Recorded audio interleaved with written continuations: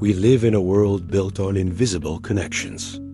A world of signals, frequencies, and data flying through the air all around us. Your Wi-Fi, your Bluetooth, your GPS, it's the silent, magical architecture of our entire modern life. We assumed this world was built by engineers in lab coats, by Silicon Valley pioneers, or by the military. But what if I told you the foundational idea for all of it, the breakthrough that makes secure wireless communication possible, was invented during World War II? Not in a lab, but in a Hollywood mansion, by a self-taught inventor who was, at the time, the most famous movie star on the planet. She was a woman considered so beautiful, her face was insured for $1 million. And when she took her brilliant war-winning invention to the U.S. Navy, they laughed at her. This is the unbelievable story of the secret genius who was hidden in plain sight, and the world-changing idea that was almost lost forever. To understand the invention, you first have to understand the inventor. And Hedy Lamarr was like no one else. Born in Austria, she was a firebrand from the start. As a teenager, she starred in a scandalous film called Ecstasy, which briefly made her the most infamous woman in Europe. Then, she was married off to one of the richest men in the country, a fascist arms dealer who sold weapons to Mussolini and Hitler. She later described her life with him as a gilded cage. He was controlling, possessive, and treated her like a trophy. But at the lavish dinner parties he hosted, Hedy wasn't just playing the role of the beautiful wife. She was listening. She was absorbing every detail as Europe's leading weapons engineers and military minds discussed their most advanced technology. She was a prisoner, but she was also a spy in her own home. Finally, she had enough. In a daring escape that sounds like a movie plot itself, she drugged her maid, disguised herself, and fled to London. There, she met the head of MGM Studios, Louis B. Mayer, who brought her to Hollywood. Almost overnight, Hedy Lamarr became a superstar. She was marketed as the most beautiful woman in the world. She starred in huge blockbusters alongside Clark Gable and Spencer Tracy. She was the definition of Hollywood glamour. But behind the scenes, Hedy was bored. She hated Hollywood parties. She found the conversations dull. So she went home, and in her spare time, she did what she loved most. She invented. This wasn't just a hobby. She had a full inventor's workshop in her house.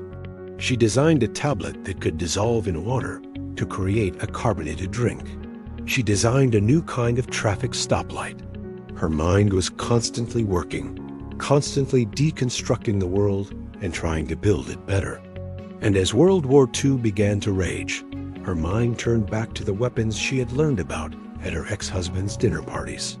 She was now a fierce anti-Nazi, and she was obsessed with one terrifying problem.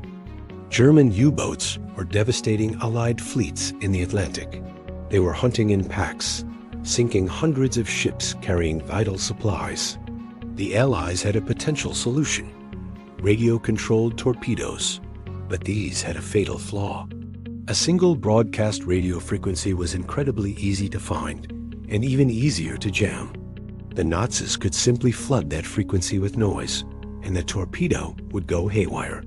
The problem was pure signal security, and Hedy Lamarr believed she had the solution. She wasn't working alone. She struck up a friendship with a man just as eccentric as she was, George Antheil. Antheil was a famous avant-garde composer. His most notorious work was a symphony that used 16 synchronized player pianos, airplane propellers, and sirens. He was an expert in making machines talk to each other. One night, Hedy and George were talking, and she had a flash of genius. What if you could make a radio signal jump from frequency to frequency, randomly, faster than the enemy could find it?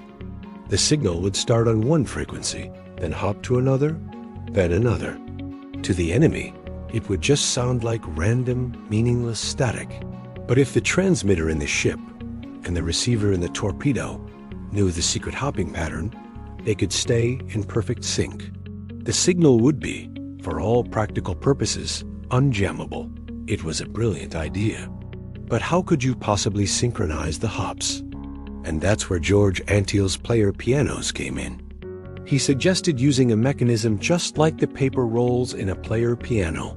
Two identical rolls, one in the ship and one in the torpedo, punched with the same random pattern of 88 frequencies, the same number of keys on a piano. As the rolls turned in perfect sync, they would guide the transmitter and receiver to hop together through the radio spectrum. It was an elegant, mechanical, and brilliant solution to one of the biggest technological problems of the war. In 1942, Hedy Lamarr and George Antheil were granted a patent for their secret communication system. They had invented what we now call frequency hopping spread spectrum. They immediately offered it for free to the U.S. Navy, hoping it would turn the tide of the war. The Navy took one look at the patent from a glamorous movie star and a radical composer, and they laughed. The technology was too far ahead of its time. They couldn't figure out how to miniaturize a player piano mechanism to fit inside a torpedo. But more than that, they couldn't believe that a civilian and worse, a woman, a beautiful actress, could possibly have anything to contribute to military engineering. The file was stamped non-workable and shelved. Instead of taking her invention seriously, they told Hedy Lamarr that if she really wanted to help the war effort, she should use her famous face. She should go on tour, selling war bonds. She was more valuable to them as a pin-up girl than as a genius inventor. So she did. She raised millions of dollars for the war. But her invention, the idea that could have saved thousands of lives, sat in a filing cabinet gathering dust. Her patent eventually expired, worthless. Hedy's Hollywood career faded. She fell into a reclusive life, plagued by financial troubles and failed plastic surgeries. The story of her brilliant invention was completely forgotten, but the idea didn't die. Decades later, in the 1960s, military engineers rediscovered her patent. With the advent of transistors and microchips, her non-workable idea was suddenly very workable. The U.S. Navy implemented frequency hopping during the Cuban Missile Crisis. It became the foundation for secure military communication systems that are still used today. And then it escaped the military. In the 1980s, the technology was declassified. Private companies realized it was the perfect solution for a new, emerging world of wireless devices. Hedy Lamarr's frequency hopping is now the backbone of almost every piece of wireless technology you use. It's in your Wi-Fi, allowing your router to hop between channels to avoid interference. It's in your Bluetooth headphones, keeping your signal secure. It's in your phone's GPS. It is the invisible language of our connected world. Finally, late in her life, the world began to recognize her contribution. She was given awards from the tech industry. When they called to tell her, her only response was, "Well, it's about time." She died in 2000. Her story is a powerful, infuriating reminder of how easily genius can be dismissed when it comes from an unexpected place. The world looked at Hedy Lamarr and saw only a beautiful face. They never bothered to look at her mind. A mind that was decades ahead of its time and that secretly laid the groundwork for the world we all live in today. Thanks for watching. If you found this story as incredible as I did, hit that like button and subscribe for more stories about the hidden history that shapes our world.